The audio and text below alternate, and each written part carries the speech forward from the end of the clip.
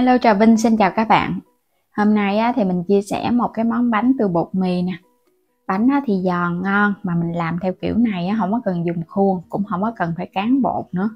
Nhanh cấp tốc luôn, chỉ cần một cái vá. Làm đơn giản mà ăn ngon, mà cái độ giòn nó được lâu nữa. Bây giờ mời các bạn mình cùng vào bếp để thực hiện món bánh xếp ngon cho cả nhà thưởng thức luôn nha.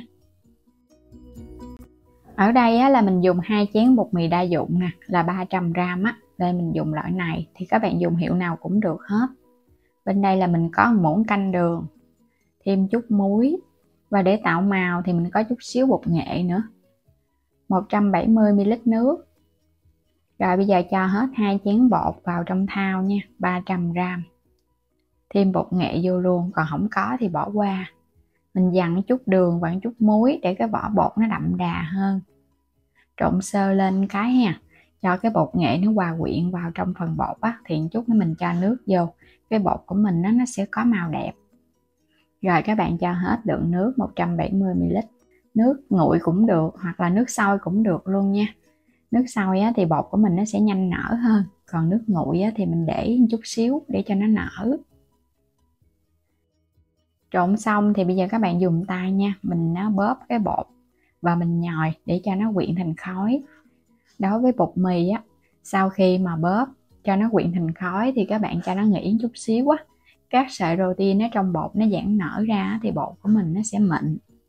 Đây, mình nhồi sơn chút xíu thì mình thấy nó mịn và nó quyện thành khói vậy nè.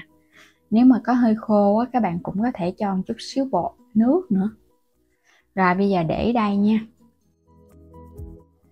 Quay qua bên đây thì mình có dùng 200g thịt nạc và một cái góc nhỏ cà rốt, thêm một nắm hẹ nữa. Mình làm cái nhân lá hẹ cho nó thơm. Hôm nay là mình làm bánh hẹ thịt ha. Hẹ này rửa sạch rồi cái lặt ra. Cà rốt thì sắc cho nó lát mỏng mỏng, để chút nữa mình trộn vào trong phần thịt nó sẽ có rau củ, nhìn cái phần nhân nó sẽ bắt mắt và mình ăn nó cũng có đầy đủ chất xơ nữa.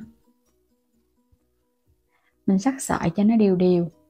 Thì mình xắt sợi, sau đó mình xắt lại hạt lựu trộn nhân nó sẽ không có bị ra nước. Hẹ mình cũng xắt nhỏ nhỏ ra luôn nha. Hoặc là các bạn bào sợi cà rốt cũng được nữa, nhưng mà xắt hạt lựu thì nó khô ráo hơn, nó không có ra nước. Xắt cho nhỏ đều.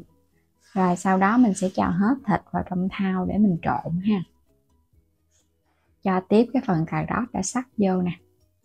Củ cải đỏ thì mình thấy cái màu nó đẹp, kết hợp với lá hẹ nữa, xanh xanh đỏ đỏ.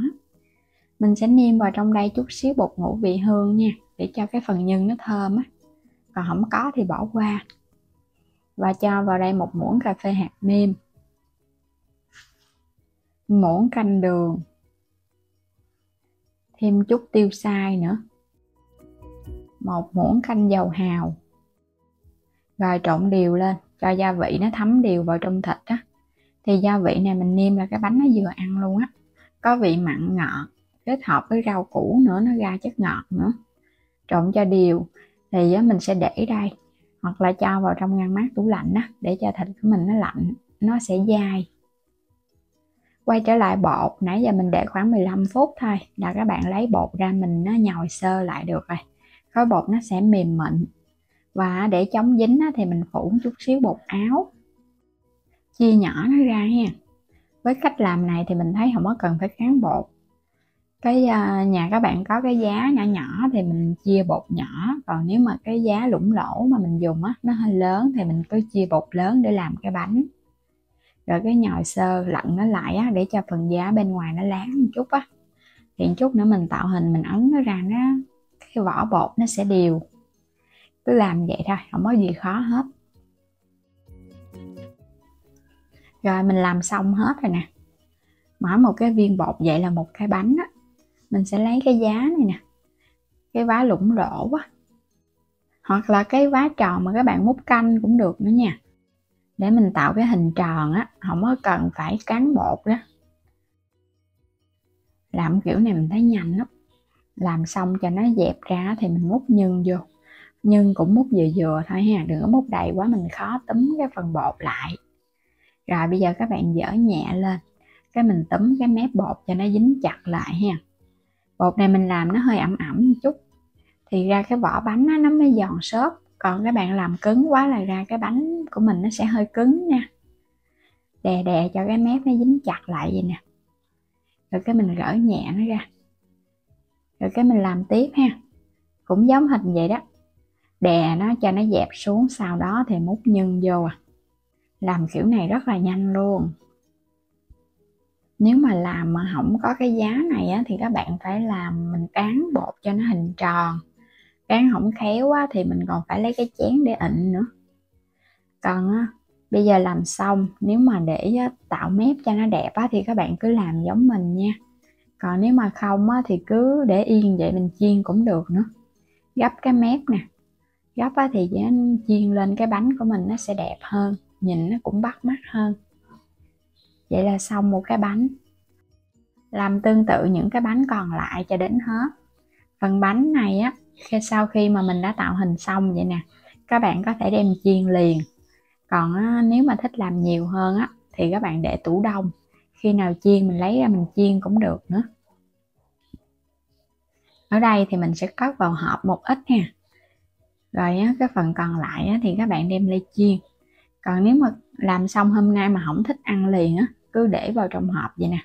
Các bạn nhớ mình để cho nó thưa thưa ra.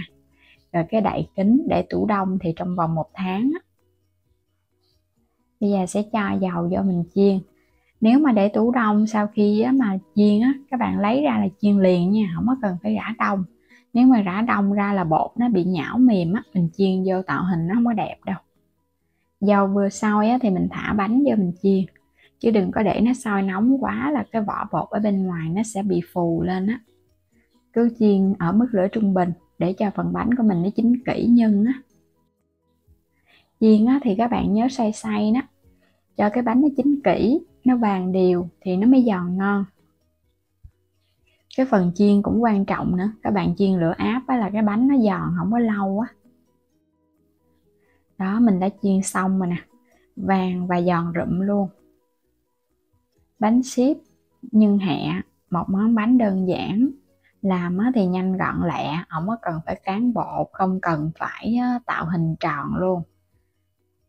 Ai mà thích ăn bánh này làm kiểu này luôn, không có cần phải cầu kỳ khó khăn, làm mình ăn được lâu nữa. Mà mình thấy rất là giòn, kết hợp với nhân hẹ thơm phức lạ miệng. Cái bánh này vẫn còn rất là nóng luôn. Đó, nhưng bên trong rất là thơm, nhìn màu sắc cũng hấp dẫn nữa.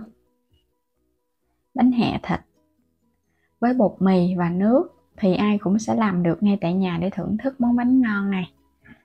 Không có khó, cũng có thể áp dụng cách này để các bạn làm bán luôn nha. Làm bán thì mình thường chiên nóng nóng, bán nó sẽ giòn và ngon hơn. Còn làm ở nhà ăn thì các bạn chiên xong mình để ăn từ từ trong ngày cũng được nữa. Và rất là thơm mùi hẹ. Có thể chấm với tương ớt nè. Bây giờ thì cảm ơn các bạn đã theo dõi hết video của mình nha. Nếu như chưa đăng ký thì vui lòng đăng ký ủng hộ mình và mua thêm các sản phẩm ở trong cửa hàng kênh ủng hộ mình với nha. Xin chào tạm biệt và hẹn gặp lại các bạn ở những video tiếp theo.